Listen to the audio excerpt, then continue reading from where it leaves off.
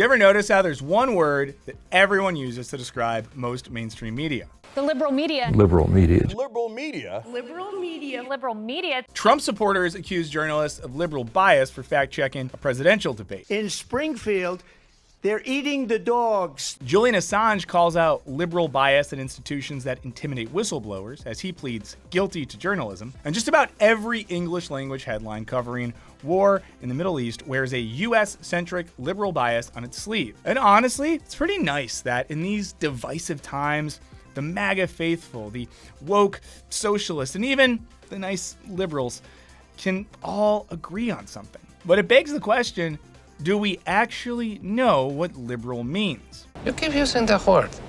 I don't think it means what you think it means. Because even if we all agree that something is wrong with the media, that thing is totally different depending on who you ask. Which is why we're here to tell you once and for all exactly what's gone wrong with the media. They ran out of paper. That's it. Just the paper thing. Okay, it's not technically it, but that is what happened to the liberal media in Weimar Germany in the years leading up to World War II. And understanding what happened then can really help us understand what's going on now. This paper shortage would have profound implications for Germany's media, Europe's political landscape, and ultimately the world. And it's not far off from what's happening to our current liberal media ecosystem. So we're going to try to get to the heart of how material conditions, like a lack of paper, can radically affect political ideologies. And this is true whether it's a lack of paper leading to fascism or a late-stage digital economy crushing the free press. Okay, so to back up a bit, the aftermath of World War I was absolute turmoil, unleashing, among other things, popular fields of pseudoscience like eugenics and scientific racism, as well as a revival of occultism, conspiracy theories, and anti-communist sentiment in Europe's ruling class. And for all these reasons and more, Germany in particular was a hot mess of pre-fascist conditions. Also, it kind of sounds like some of those conditions we have now as well here in America. But I'm sure as the rest of this video will show, there's nothing to worry about. Now, academics Heidi Torek and Modris Eichsteins suggest we look at a lesser-known phenomenon to explain the rise of the Nazi Party, the European paper crisis. You see, across 1920s Europe, the press faced an existential crisis, which is that paper was hard to come by, and when you could get it, it was really expensive.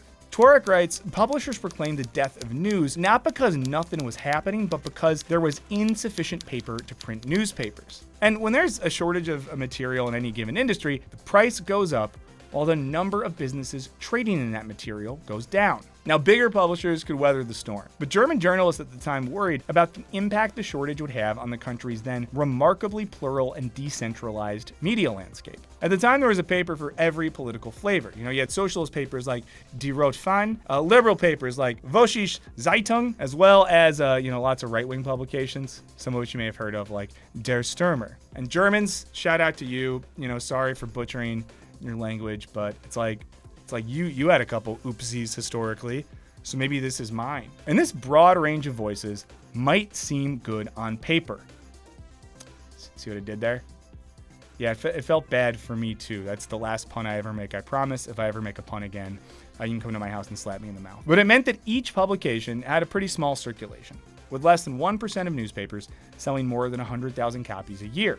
Now, as a result, the German newspaper market had very narrow margins. And so each paper, particularly the independent ones, operated on a shoestring budget, making them vulnerable to cost fluctuations. So then over the course of the late 20s and early 30s, those small left-wing newspapers started to shut down. Even worse, media moguls like Alfred Hugenberg started to buy up all the liberal papers and either shutter them to stomp out competition or revamp them with a certain ultra-right-wing spin. Now, eventually Hugenberg owned so much of Germany's print media that one journal called him Germany's secret king.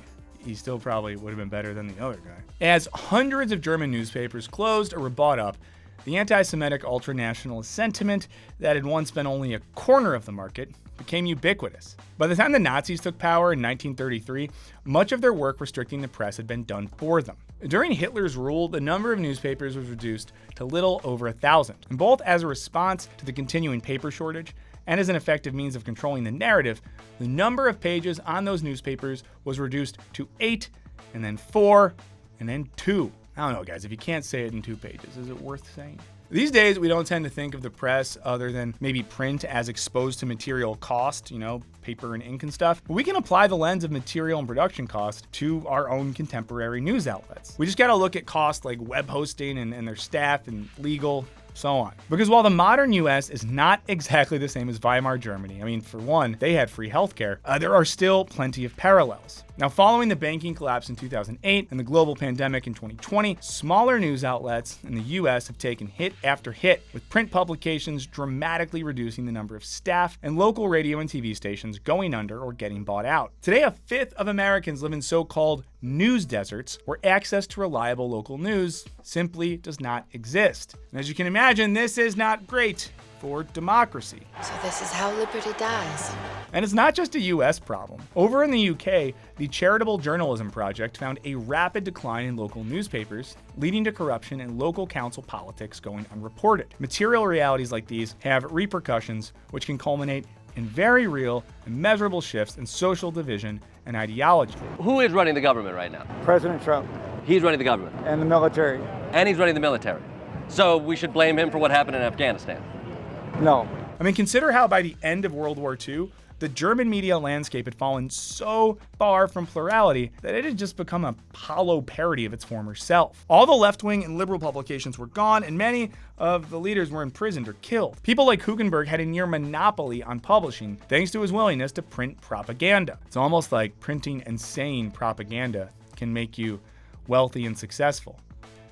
Shout out to many of the people on this website. Indeed, many senior members of the Nazi Party started out as right-wing journalists or industrialists who rose to prominence during the paper crisis. People like chief propagandist Joseph Goebbels, editor of Der Stürmer, Julius Streicher, and head of the Nazi publishing house, Max Amann. Amann is also the guy who persuaded Hitler to change the name of his book from 4.5 years of struggle against lies, stupidity, and cowardice to just My Struggle. Honestly, Hitler's nothing without the marketing guys. That's a much better title. Also, fun fact, my first college roommate was really into reading Mein Kampf, and then he got a big tattoo in German on his side that said Kampfgeist, and he loved the movie American History X, and once he held me up against a wall and was gonna fight me. So this is great times. I love college. Can't wait to go back. But this is all just half the picture, because whether it's a small independent newspaper or a local TV station or even an independently hosted news site, media outlets don't just compete for the dollars or Deutschmarks of individual readers. They also compete to host advertising.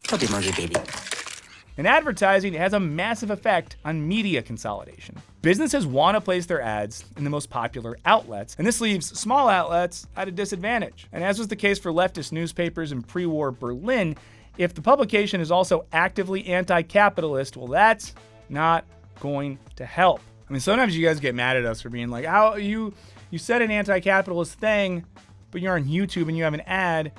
Oh no, it's like, you know what? I wish that we were better at luring the capitalist. I would love to do videos sponsored by Chase Bank, Nike, Ford, the Saudi government, But we can't.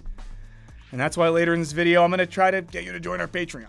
Whereas those outlets owned by wealthy moguls that had massive circulation and happen to be anti-immigration, anti-union, pro-capitalist, and generally fascist, could monopolize not just readership, but ad revenue as well. We actually got an email from a company that was selling supplements for men, and I read their website, and there was a blog part on it, and they literally had anti-Semitic conspiracy theories on the thing. So I wrote back the person from that influencer marketing company. Thanks for thinking of us. However, we have a pretty hard line against anti-Semitic conspiracy theories for our vitamins. Now, we see this all over our modern media landscape, with moguls like Rupert Murdoch publishing advertiser-friendly news, and tech billionaires Jeff Bezos or Elon Musk adding various media outlets to their portfolios. This reduces plurality for advertisers while taking a hammer and chisel to public discourse. Or there are advertisers on Twitter that Linda Yaccarino will come and say, "You gotta stop, man," or, "I can't get these ads because of some of the things you tweet."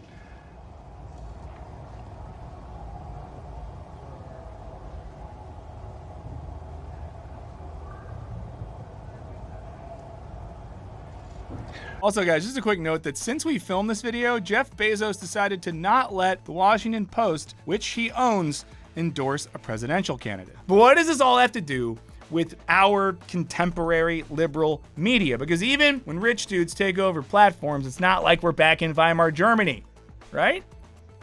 Right?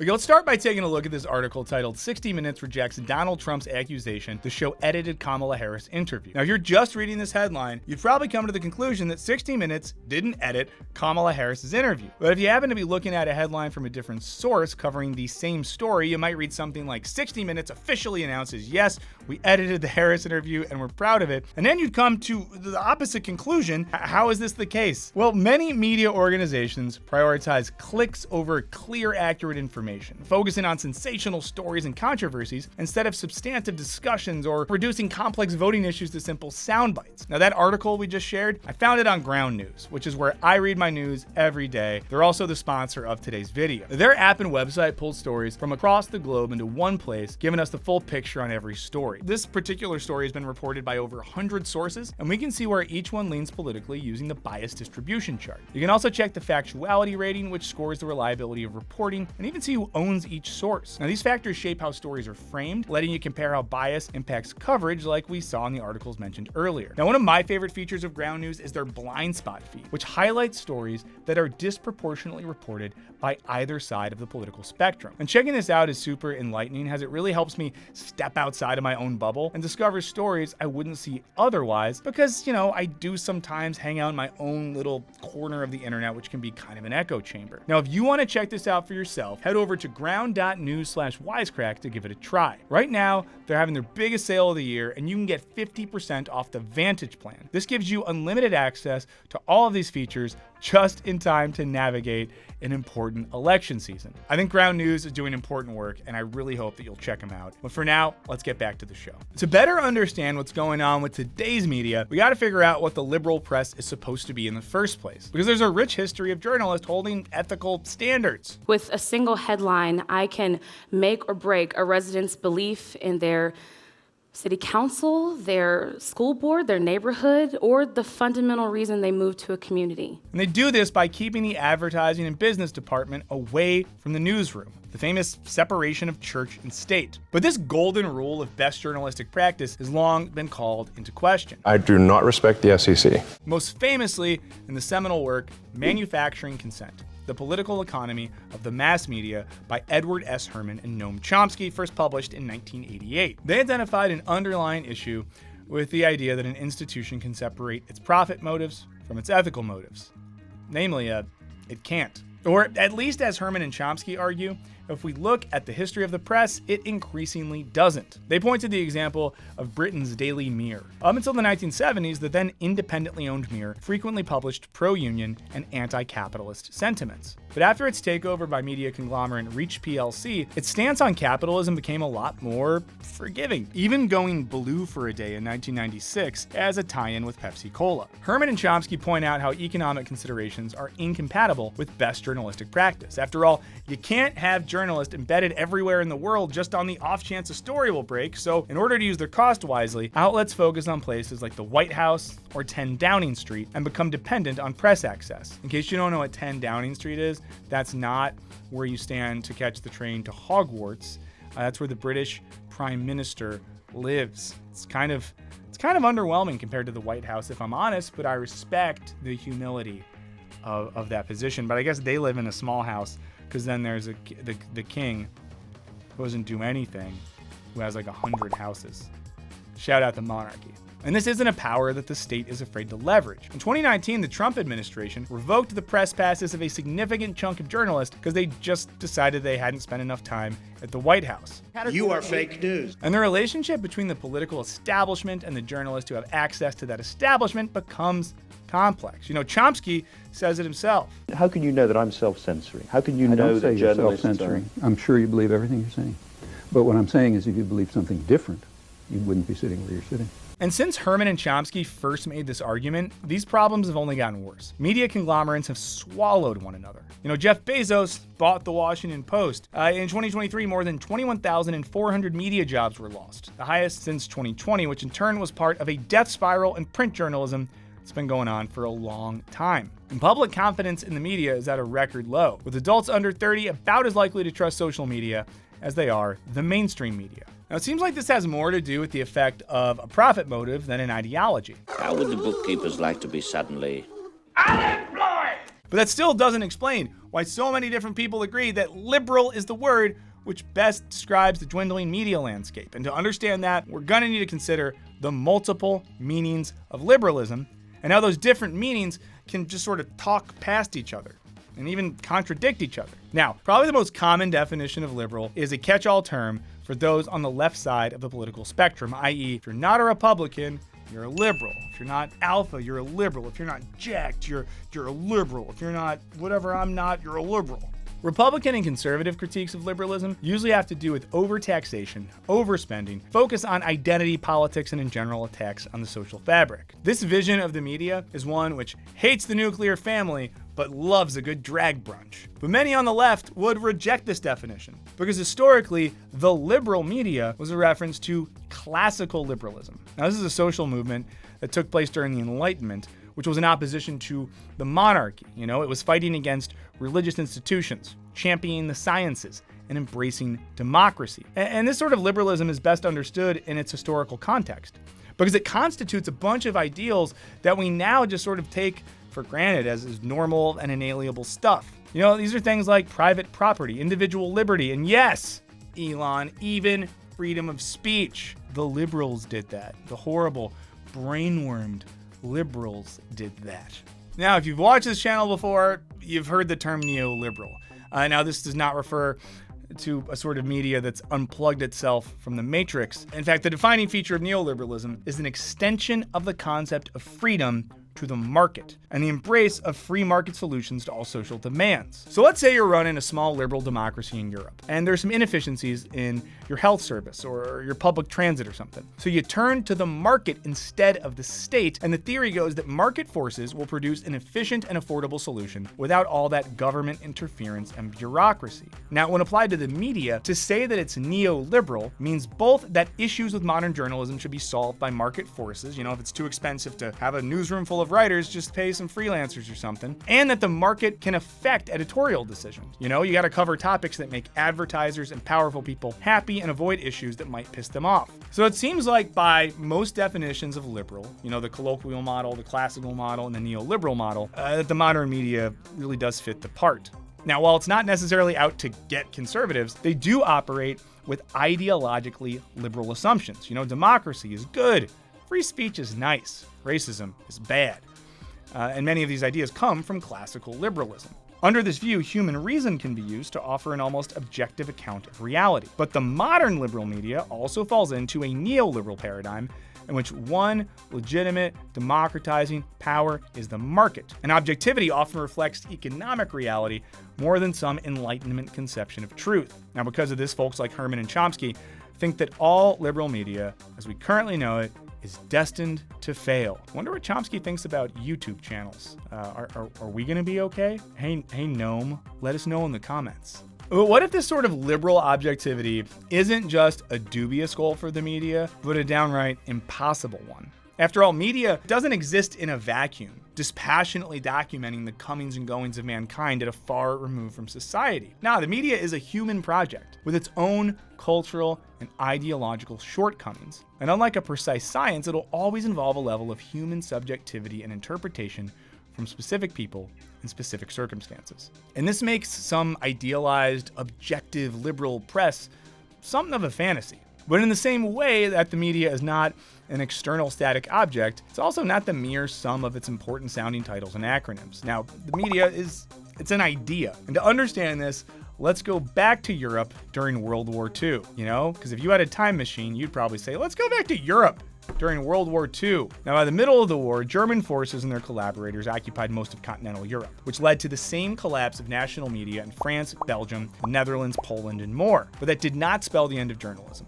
Far from it. Instead, underground publications started to emerge all over the occupied territories. So-called resistance papers like Het Parool, the Watchword in the Netherlands, Bulletin Information, News Bulletin in Poland, or the communist paper Vrijheten, Freedom, in Norway. If you enjoy hearing me mispronounce the names of mid-century European newspapers, sign up for our Patreon And if you request it, I'll recite the names of just hundreds of underground Nazi-era publications in the languages of your choice. Now, in some cases, with the paper and ink crisis worse than ever, pamphlets were handwritten and passed around resistance members, becoming critical in the underground movements that would contribute to the Nazis' eventual defeat. Underground and exile media also documented Nazi crimes during a period when the entire media apparatus was designed to obscure the realities of the Holocaust. In occupied France, publications like Combat or Défense de la France were instrumental in organizing and informing the resistance movement,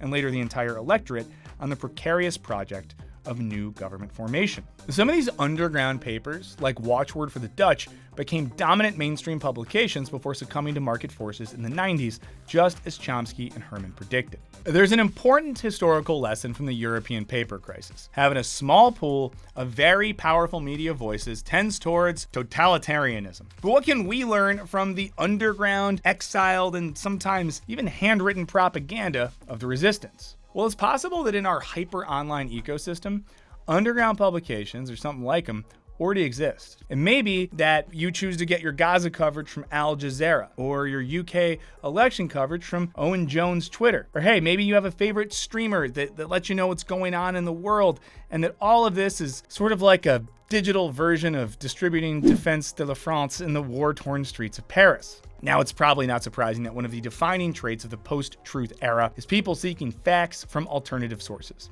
and those alternative sources aligning with their pre-existing biases and political beliefs. But the broader phenomenon of finding a plurality of political beliefs outside of the mainstream media isn't actually as dire and tinfoil hat as it might sound. You see, there's a reason our attempts to understand the liberal media involve so many examples from Europe and, European history. And no, it's not because we've already made a video about this in an American context twice before. It's also an attempt to highlight some of the American normative assumptions that precede this whole objective liberal media thing in the first place, because America is not the world. Also, it makes sense to shout out the writer of this script, Neil from Leftist Cooks, someone who's writing from a perspective outside of America.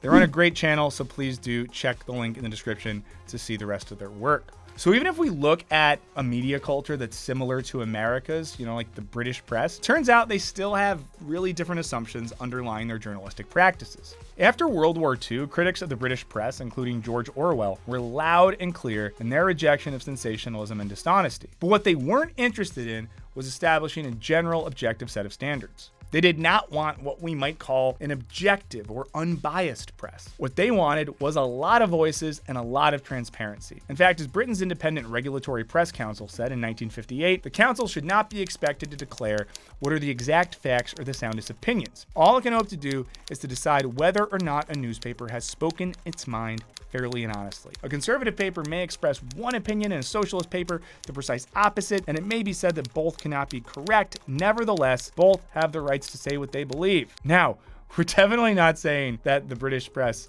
is perfect. Far from it. What was so bad about the way dwarves were depicted in Snow White? Have I missed something? But nevertheless, they do have a fundamentally different way of thinking about the media, and one that we could potentially learn from. Rather than despairing at a failed set of institutions that never actually achieved the American liberal ideals they espouse, perhaps we should be asking ourselves to do a better job of understanding that any media institution has particular biases and also has particular values. And some of those institutions might just have values that we can and should really get behind. Because we aren't just seeing the emergence of factually dubious outlets in the modern media landscape, we're also seeing real independent journalism stepping up in the wake of failing legacy institutions. One example is the small independent Irish publication, The Ditch. In the very homogenous Irish media landscape, it was the first to break numerous government corruption stories, leading to the resignation of multiple government ministers and senior civil servants. More recently, a Ditch story uncovering the illegal use of Irish airspace to transport munitions from the US to Israel may have contributed to Ireland enacting a trade embargo. You would never guess it probably, but the writer of the script is Irish. And The Ditch does all that with 3 guys with some computers and a law degree. And there's lots of examples besides this one. We really enjoy websites like Defector, Aftermath, and 404 Media. And we'd love to know in the comments if there are other independent websites and publications that you all find useful. But the question still remains, is there a real useful counter institution to be found in the post-truth era? Or is all this plurality just a big mess? Well, friends, This is where media literacy comes in. And not to get all Captain Planet on you, but it really is up to us to learn our history, to carefully analyze the media we're consuming, and to dig into sources for ourselves. Seriously, guys, whether it's me or some weird streamer that won't admit to himself that he's bald, like, don't listen to us. Do research for yourselves. Follow up on the things that we're talking about. You know, you're smart.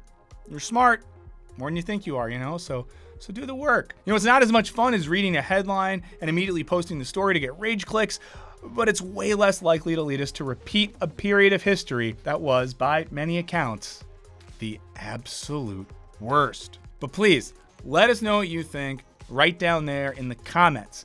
Again, thank you to all our subscribers. If you haven't yet, please subscribe and definitely click the bell so you know when our videos are coming out. Huge shout out to all of our patrons. Your support means a lot. There is a link to our Patreon page in the description. And again, thanks to Neil from the Leftist Cooks. We have a link to their channel in the description as well. We hope you enjoyed this one, and I'll see you next week.